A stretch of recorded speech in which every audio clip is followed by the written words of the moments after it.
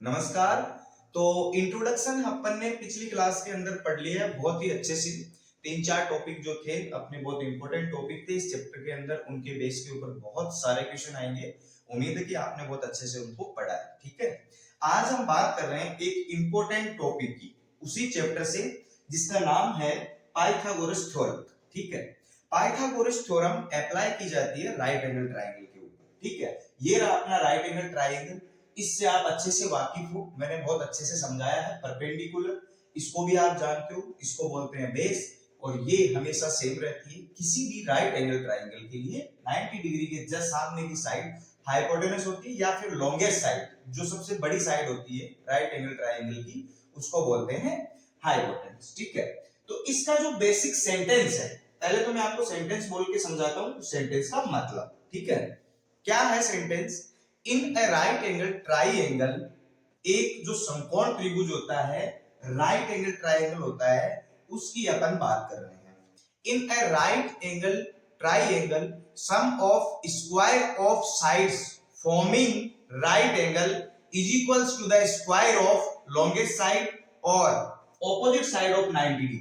इस सेंटेंस का मतलब है कि किसी राइट एंगल ट्राइंगल के अंदर जो 90 डिग्री का एंगल बनाती है, जैसे ये साइड और ये साइड, जो 90 डिग्री का एंगल बनाती है, उन साइड्स का स्क्वायर का सम, स्क्वायर का योग, ठीक है, बराबर होता है जो बची हुई साइड, लॉन्गेस्ट साइड या फिर 90 डिग्री की ऑपोजिट साइड के स्क्वायर के बराबर। कहने का मतलब यह है, किसी समकोण त्रिभुज के अंदर परपेंडिकुलर के स्क्वायर व बेस के स्क्वायर के योग बराबर होता है हाइपोटेनस का स्क्वायर। ठीक है, मेरा मतलब यह है, अगर इसमें परपेंडिकुलर अपना क्या है, परपेंडिकुलर है अपना इसमें AB। ठीक है, बेस क्या है इसमें अपना BC है। ठीक है, और हाइपोटेनस क्या है अपना इसके अंदर AC है। तो जो पाइथागोरस थ्योरम है वो हमें ये बोलती है, in a right triangle, in a right triangle, ठीक है, मैं इसको लिख देता हूं अच्छे से। In a right triangle, sum of squares of sides forming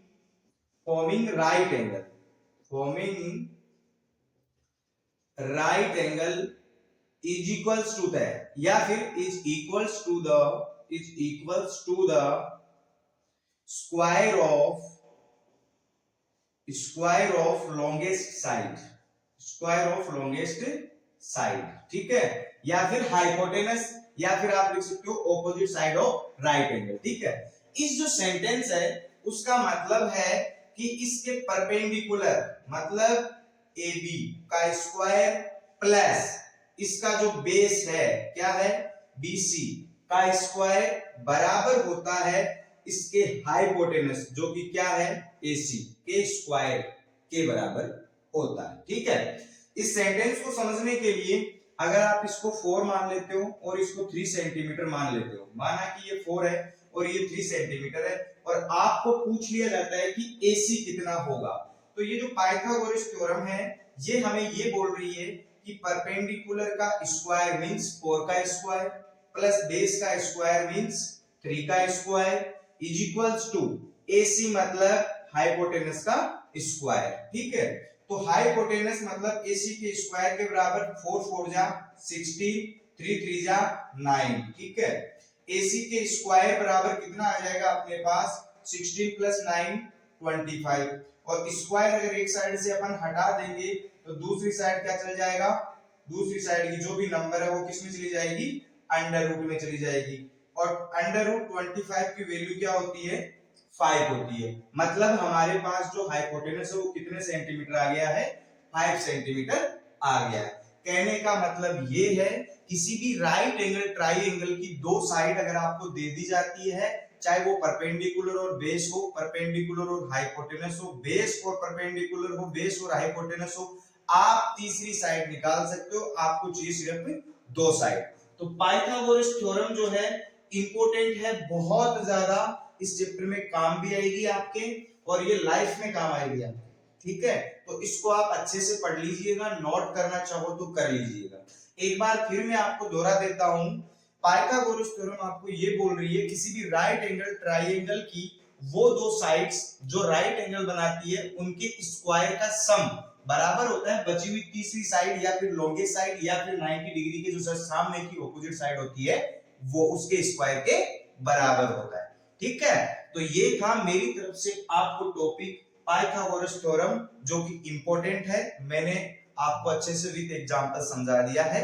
अब हम इसकी नेक्स्ट क्लास या फिर नेक्स्ट वीडियो जो भी है उसमें अपन पढ़ेंगे एक्सरसाइज 8.1 और उसके कुछ प्यारे प्यारे क्वेश्चंस। तो मिलते हैं अपने नेक्स्ट वीडियो के अंदर एक्सरसाइज लेके, तब तक के लिए पढ़ते रहिए, मुस्कुराते रहिए, हंसते रहिए। थैंक यू, धन्यवाद।